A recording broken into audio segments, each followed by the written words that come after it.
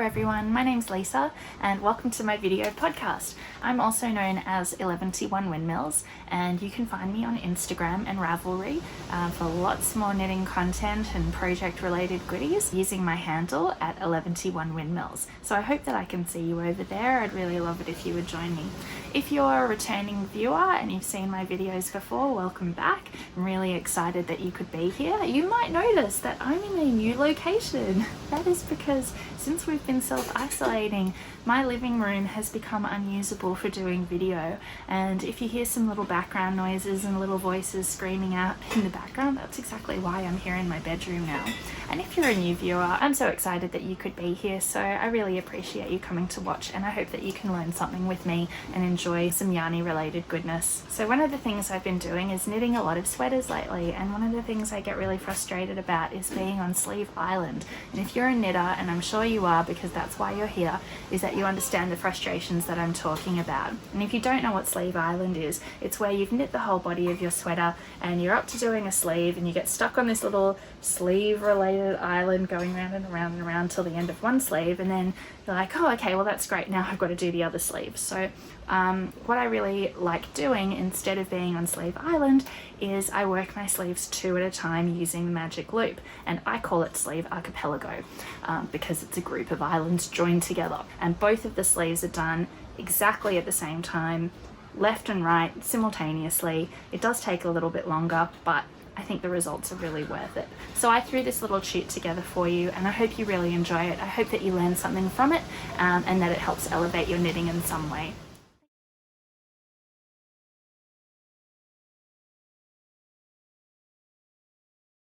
So I'm getting set up to knit my sleeves two at a time, and I wanted to go through and first of all show you what all the things are that you need to be able to do this, so that you can get all your equipment together and be ready to go, and you can work alongside me if you like, or you can just watch the video and do it yourself in your own time.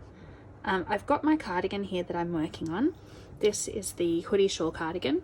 It's by Susanne Somers and it has a really interesting construction method, but I've knit the whole thing basically. I've done all the panels down to the bottom. I've done my beautiful purple I-cord bind off all the way around the front, and it's got this cute little striped hood with a band around it, and I'm really excited. I'm so close to finishing this, so the only thing I have left to do is the sleeves.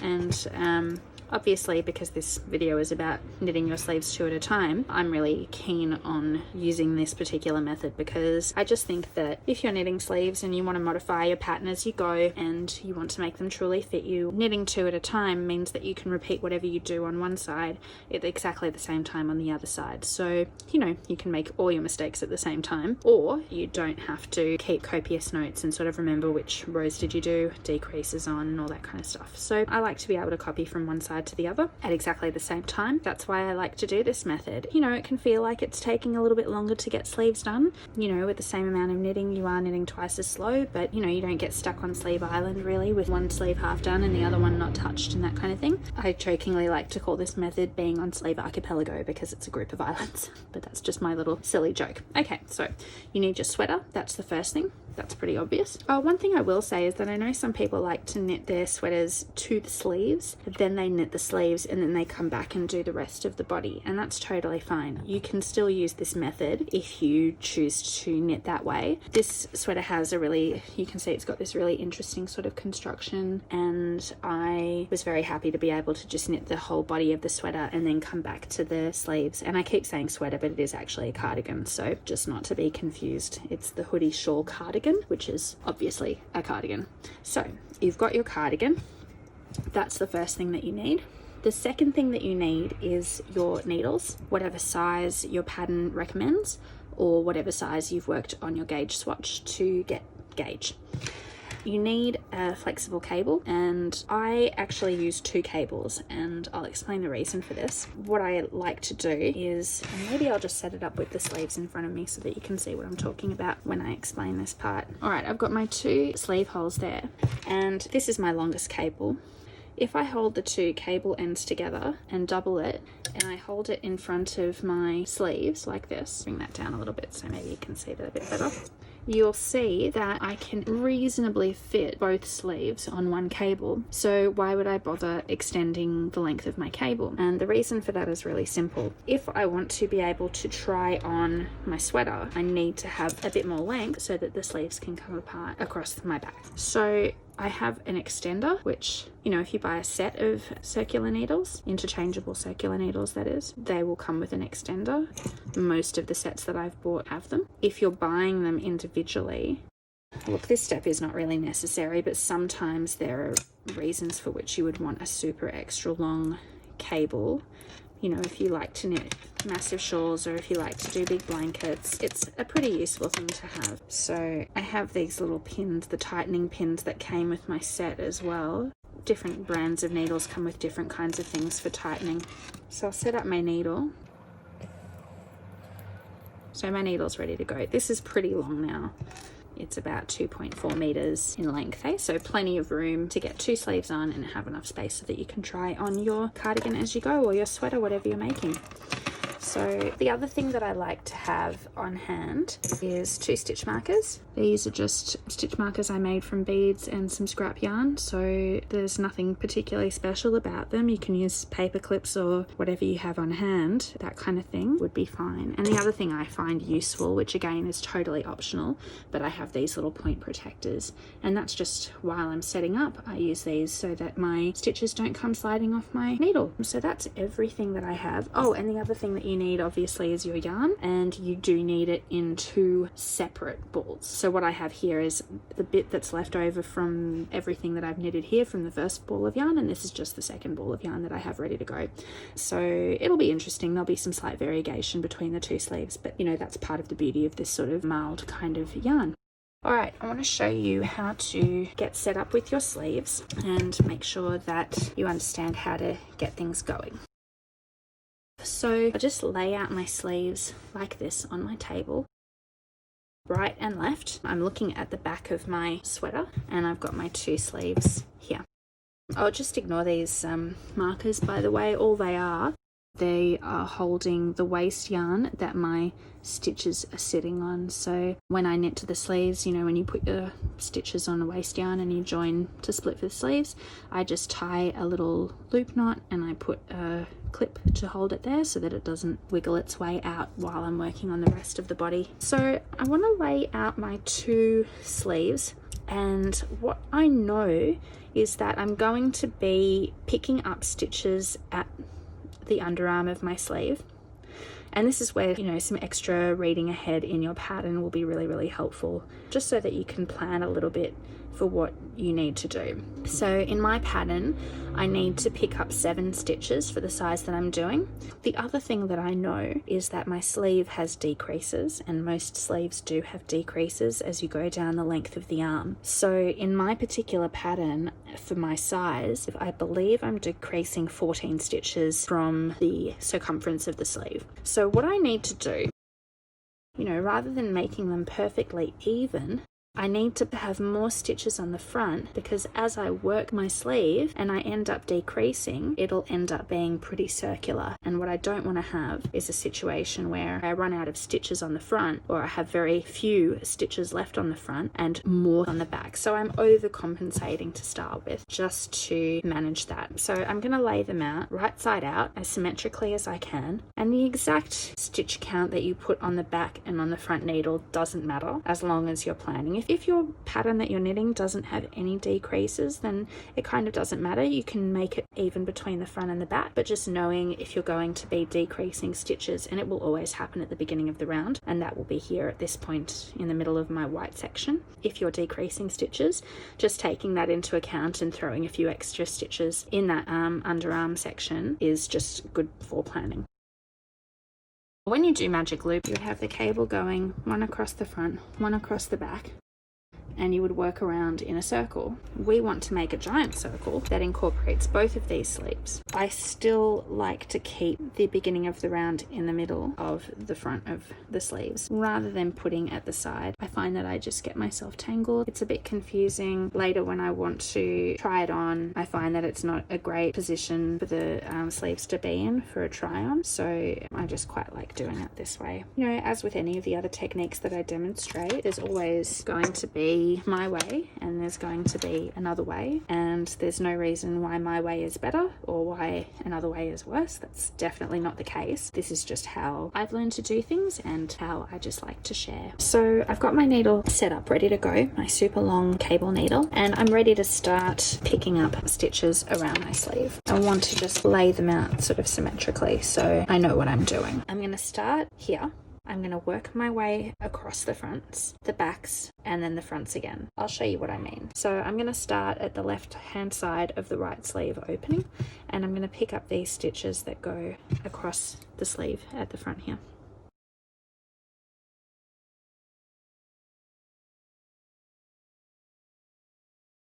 As I'm doing this and setting this up, I just want to check where I'm at and whether or not I'm doing approximately the right number of stitches. That looks pretty good. If that's going to be the back half of my needle, this looks good to me. So I'm going to pull this through past the join of my cables to settle the other needle quite close to the front. And I'll just put one of my point protectors on here just in case, to stop it from pulling through if I accidentally pull it.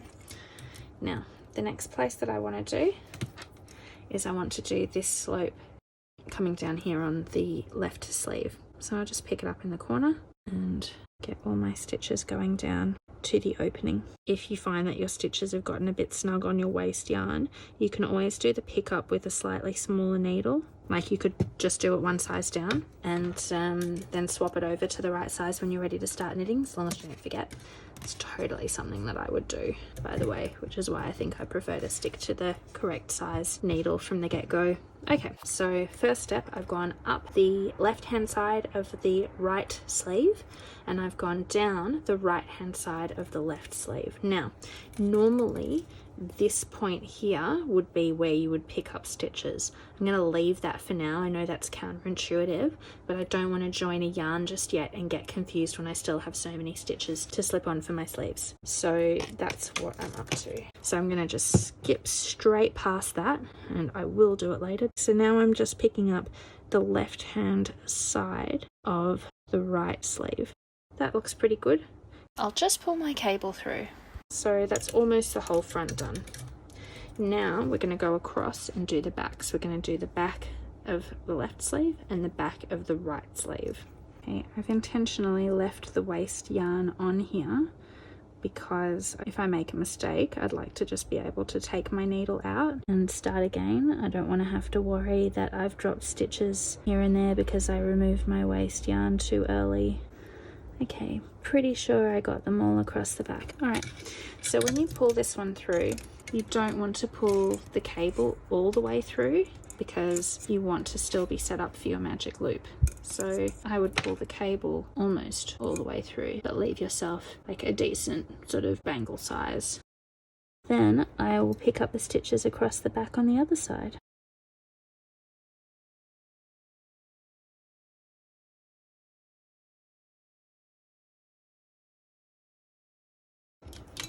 Alright, let's look at what I've got so far. Straighten all this out so you can see it really clearly.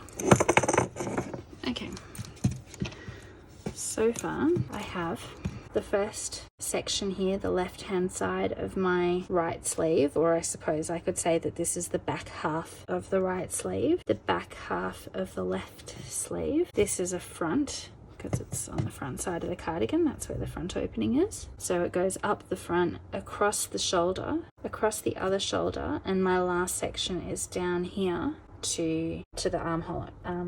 So I'll pick up those last bits of stitches.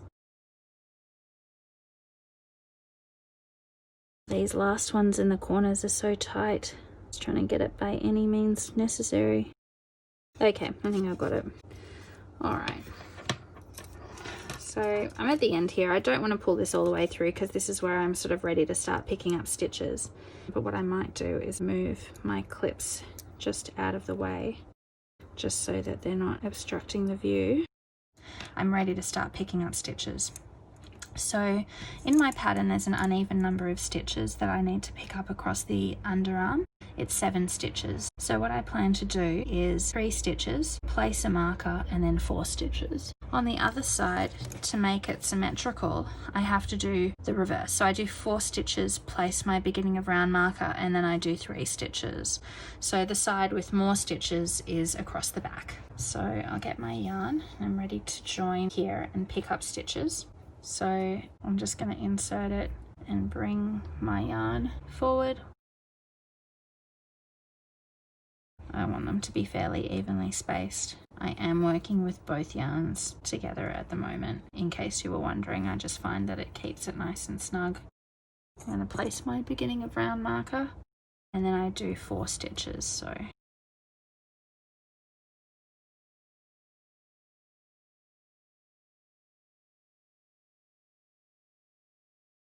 at this point I'll stop holding my yarn double and I'll just use my working yarn here and get my point protector off. And then this is the first section that I knit. Make sure that I use the correct yarn because I have a tail here that I don't want to get them confused. Ask me how I know that. That green is just the waste yarn that my stitches are still sitting on. I'll just keep it in the back there and out of the way. I mean, I don't think it'll happen this time, but if I do all of this and I've made some kind of mistake, then it's easy enough to rip back to the waste yarn, sort of like a lifeline, like you do in lace knitting. Okay, so I've knitted across the first bit of the sleeve and I can put this one aside. Now, on my second sleeve, the first section of it here occurs before the beginning of the round marker, and on the right sleeve I didn't knit those ones to the beginning of round marker, so I'm not going to knit these ones. I'm just going to slip them across to the other needle. That way I'll know that I have the same number of rows starting from the same place. So they're just going straight across from the left needle to the right needle. I'm going to move that holder just out of the way. Just put it onto the cable on the other side there, and I'm going to do the same with this holder here just to get it out of the way while I'm picking up stitches. Okay, so at this point I need to get my second ball of yarn. So this one is attached to my right sleeve and this one will be attached to my left sleeve. So here is the point where I pick up and knit my stitches. So because I'm doing it symmetrically to the right sleeve, I will pick up 4, then do my beginning of round marker, then pick up 3. And again, I'm holding my yarns double just at the beginning there. Place my beginning of round marker. Okay. So I've done 1, 2, 3, 4, 5, 6, 7. That's my 7. Then making sure I use the correct yarn, not the end of the yarn. I'm ready to start knitting.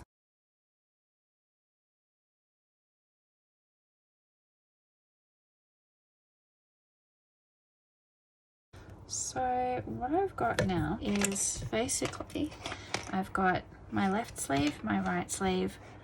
This ball of yarn is for the left, this ball of yarn is for the right. And as I go around, I have to just be careful to make sure that I'm not getting them tangled. I'm going to do a round to show you what I mean by that, just so that you can see, but basically this is the point now at which I can just start following my sleeve pattern and doing my sleeves 2 at a time. If you're feeling comfy, and I am, I'm going to take out my waste yarn. Careful not to trim your actual knitting.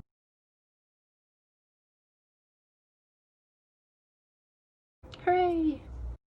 Alright, so I've pulled out my waste yarn. I've got my beginning of round markers at the beginning of my rounds. I'm ready to start knitting the back of my yarn there, so I can actually just pick up my balls, swap them around, pull my first cable all the way through so that I've got my needle here. A couple of things just to keep in mind as you're going. When you're doing magic loop, in any magic loop situation, the point where you change from front to back is the point at which you can get ladders. So what I just like to do is I just like to give it a tiny tug on the first stitch, hold it steady with my finger, and then move on as if nothing's different. And that usually helps me eliminate ladders at the sides of my magic loop. One of the annoying things about doing sleeves 2 at a time is that because they're joined in the middle by the sweater or the cardigan between them, you can sometimes get your yarns tangled around the sleeves and between the cables. What you want to do is make sure that your yarn doesn't stay in the middle of the loop.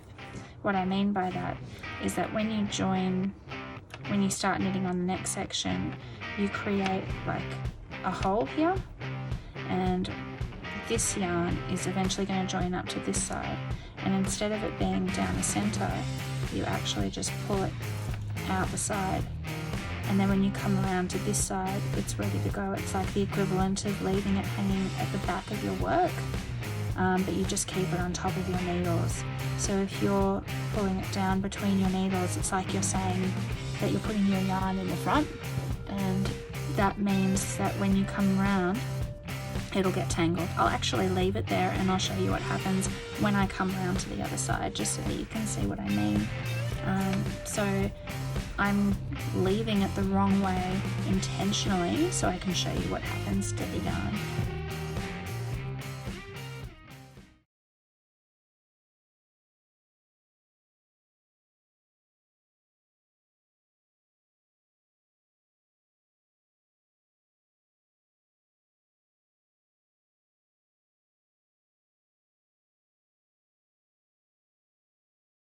So I'm just going to do this without moving my balls of yarn at the moment. I'm just going to do like a nifty little underneath my yarn swap. And I know it looks like I just tangled up my yarns then, but when I swap back the other way, I can literally just swap back underneath that same yarn and I won't be tangled. So we're coming back across the other front of the sleeve here, the other side of the other sleeve. When you get towards those picked up stitches, it's important to keep your tension under control, and that will help avoid the little holes that you can get here. If you just make sure that you pull that fairly snug, then you'll end up with a little hole, but you can tidy that up with the waste yarn that you have back there when you weave in your ends. That's what I usually do.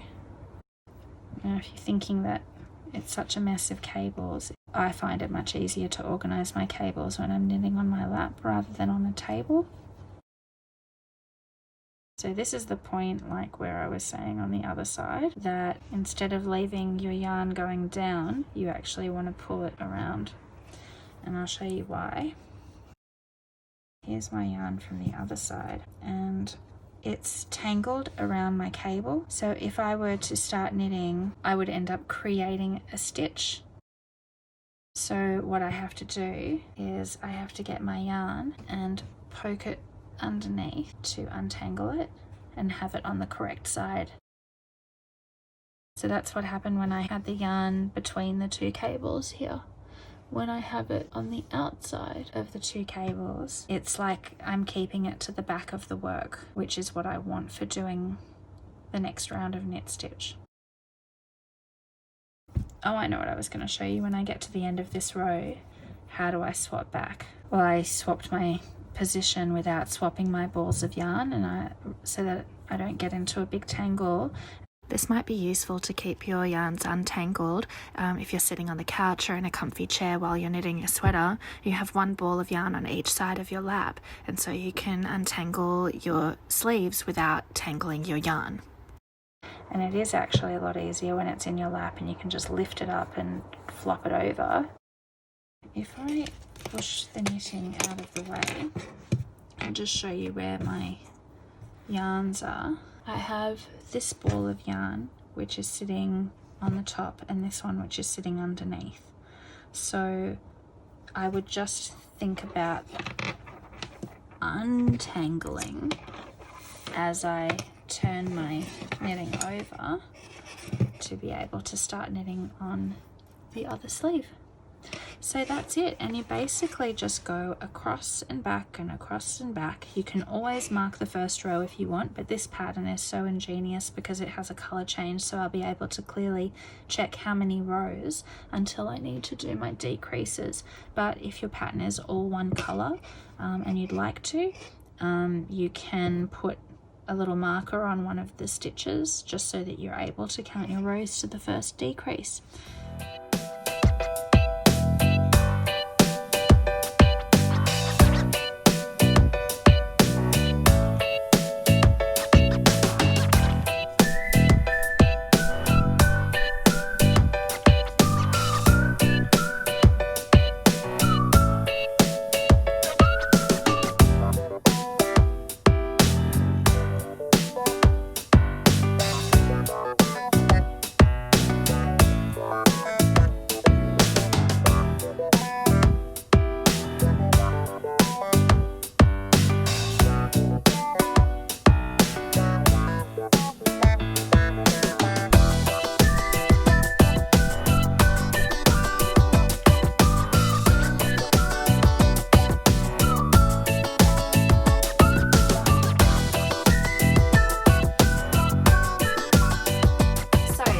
Knitting sleeves 2 at a time using the magic loop method. I hope you really enjoyed that, and it's something that will be useful for you moving forward in your knitting adventures. If you do, feel free to tag me at 11T1 Windmills on Instagram, or you can find me on Ravelry at the same handle. So if you liked my video, please check out my YouTube channel. I have lots more videos coming, some process videos, some shoots, and a few podcast episodes as well, where I'm talking about the projects that I'm working on, yarn that I'm acquiring, different works in progress, and finished objects. So if you want, all that stuff is there, and I'd love to see you again in the future. If you're interested, the sweater that I'm wearing is the Love Note sweater by Tin Can Knits. I finished this recently. It's freshly blocked, and it's its first wear on this video today. So I did modify the sleeves as well. I originally, in the pattern, the sleeves stop at about a just past the elbow, sort of 3/4 kind of length, and I decided to make them full length sleeves. I knit this one with the sleeves 2 at a time, exactly the same way that I showed you in my tute just now. So if you're a beginner sweater knitter, this one is a really easy pattern,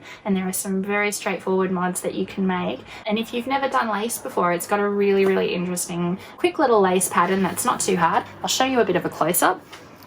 So there you go. It's just a very straightforward lace pattern. The instructions in the pattern are really clear, and it's a size inclusive pattern as well, and it goes from baby sizes all the way up to adult sizes. And if you're not confident knitting with mohair, or you don't want the added expense of a second run of yarn together with whatever fingering weight yarn you have, you can just knit it with the fingering weight or with a sport weight yarn, provided that you do your gauge swatch and just check for size.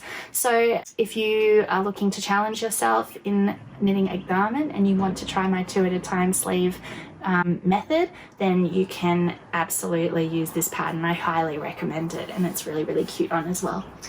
So I hope you guys enjoyed that, and thanks for stopping by. Yeah, so I think that might be it for me today, and I hope to see you again soon, either here or on Instagram or Ravelry on the next exciting adventures in Fiberlandia.